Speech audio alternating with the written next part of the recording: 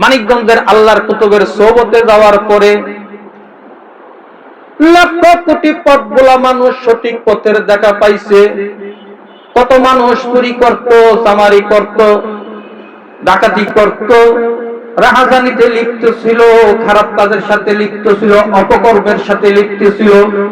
আজকে সেই মানুষগুলা আল্লাহর ওলির সোহবতে যাওয়ার পরে, সকাল সন্ধ্যা দুইবেলা জিকির করার পরে, ওই মানুষটার মুখে মাথায় আজকে টুপি, মুখে আজকে দাড়ি, পরনে জুব্বা, কথা ঠিক কিনা?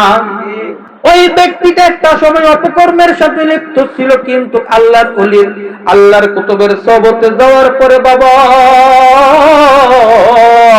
এই মানুষটা এখন আর ওই হাত দিয়ে খারাপ কাজ করে না।